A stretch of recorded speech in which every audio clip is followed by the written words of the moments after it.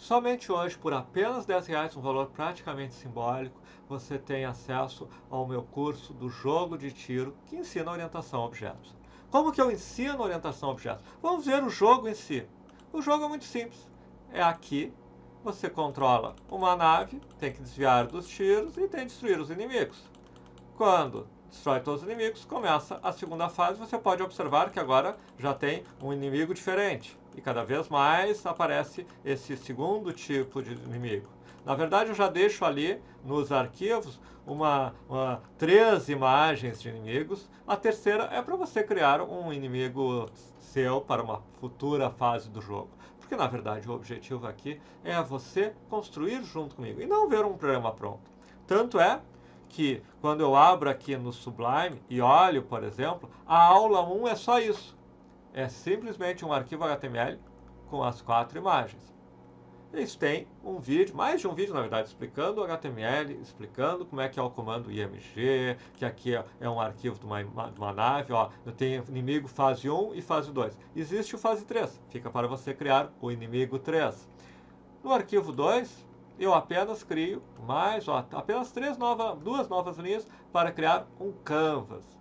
E no aula 3, eu finalmente entro com o JavaScript apenas para mostrar as imagens dentro desse canvas. Vamos ver, por exemplo, o arquivo aula3.html.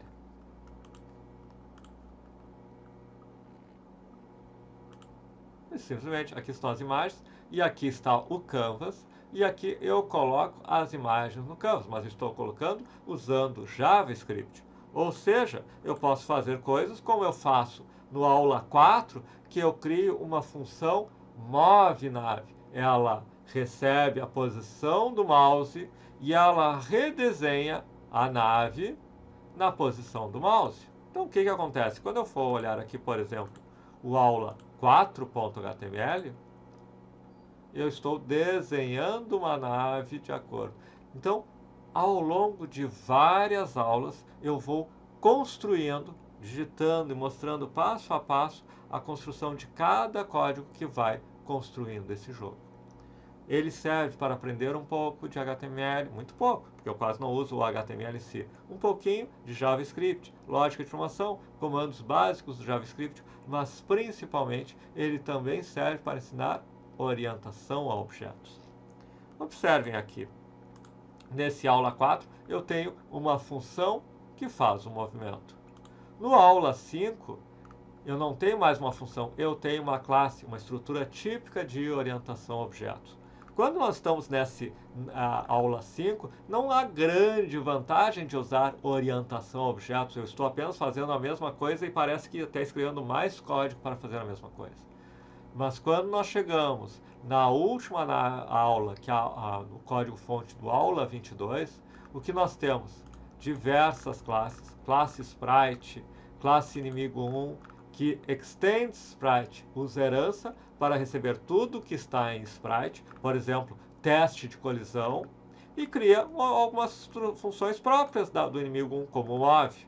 O mesmo com o inimigo 2, que tem um move um pouco diferente do inimigo 1. E o tiro e a nave, todos são classes e instâncias dessas classes são os objetos que fazem parte do nosso jogo. Quando nós entramos aqui, então, no jogo, na versão final, o que nós temos, na verdade, são 4 classes e cada elemento, cada tiro, por exemplo, é uma instância da classe tiro. Cada um desses inimigos é uma instância da classe, é um objeto que é uma instância da classe inimigo 1. E como eu faço esse jogo funcionar? Tudo bem, eu penso no inimigo 1 e eu vou criar uma função, um método dessa classe, inimigo 1, que vai fazer ele mover para a esquerda, daí quando chega no limite passa a mover para a direita e depois volta. O tiro eu vou fazer subir ou descer.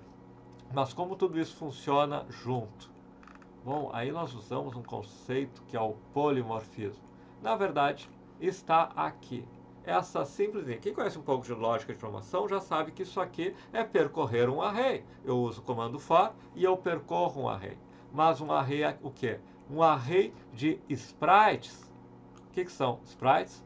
Todas as minhas classes são dadas de sprite. Eu tenho um array de sprites. Alguns desses objetos não são da classe Sprite, são da classe inimigo 1, outros são da classe inimigo 2, outros são da classe tiro, outros são da classe nave.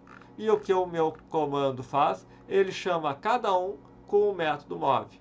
A minha nave, o move dela é seguir na direção do mouse. O tiro é subir ou descer. As naves inimigas é fazer o movimento que aquela classe de nave inimiga definiu. Se eu quiser criar uma nova classe de naves inimigas, que esse é o desafio final do jogo, é simplesmente criar uma nova classe que herda de Sprite, e esta nova classe vai ter um movimento diferente, como você quiser.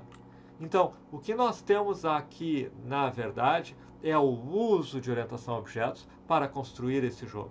Então, na verdade, o meu objetivo final aqui não é o jogo em si. Claro, você poderia, ao final, dizer, ok, agora eu vou trabalhar em balancear esse jogo, tornar ele mais legal, mais dinâmico, ver o que funciona melhor, acelero, reduzo, torno mais difícil, pode criar novos efeitos do tipo vidas. Ah, você tem 3 vidas, você tem um limite de tiros que pode dar. Você pode fazer 1000 coisas para melhorar o jogo, porque aqui não é o objetivo, isso fica um desafio para você. Aqui o objetivo é a construção.